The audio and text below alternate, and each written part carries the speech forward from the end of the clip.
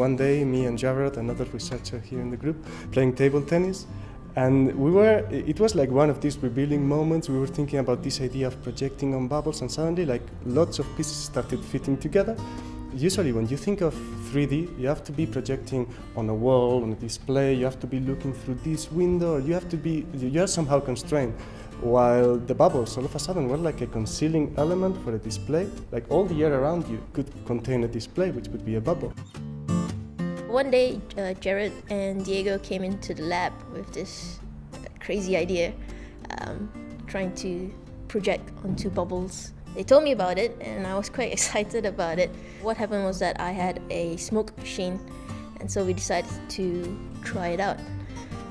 Now, because I'm interested in multi-sensory experiences, so there were two sides of sensor bubble. You've got the visual side, which is the projection that you can see, and then you get the olfactory side, which is the smell, which you will smell, obviously, after you've burst the bubble. All these ideas that she had about interactive experiences engaging many user senses, they were all coming together just around the bubble.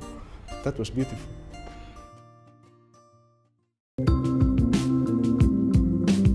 After touchscreens became mainstream, everybody's familiar with different types of gestures, and the whole research community started moving towards what happens if you didn't have to touch anything. But when you do that, you lose the sense of touch, so you can't feel what you're doing. So we thought, well, how can we go about adding that sense of touch back so you can feel without touching?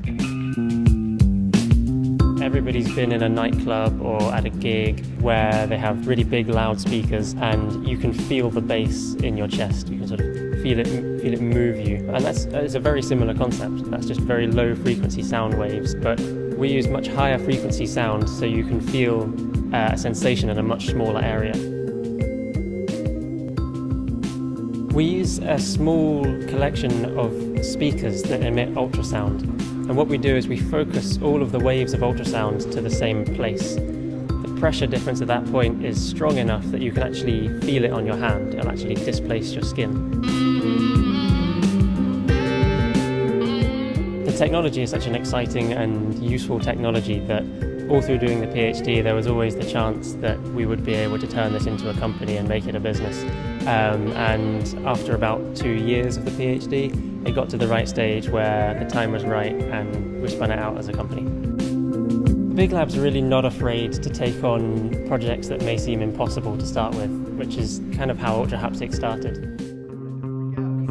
Everything's open to discussion, you know, it's like there is not an idea which sounds too out of the roof or too crazy as not to give it some thought. And then I guess the atmosphere is really nice. There's a really nice atmosphere. The ERC has been a great thing. It's helped us build momentum and establish a great research facility here. We've been able to augment this with other sources of funding. I'm really excited for the type of work we're doing. Our imagination is free and the future is fantastically exciting.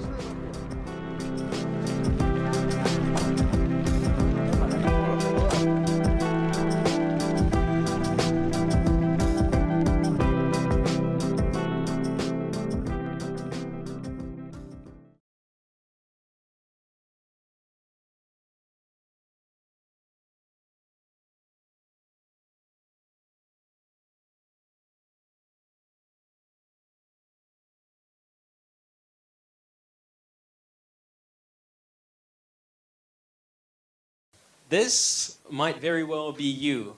During your next winter break, you go skiing and you're going to fall and break a bone, break a leg, or it might be an elderly relative of yours that falls in the stairs and breaks a hip. Well, in 5 to 10% of these cases, the bone will not spontaneously heal. That means multiple stay at the hospital, a lot of pain for you, and also a high cost for society.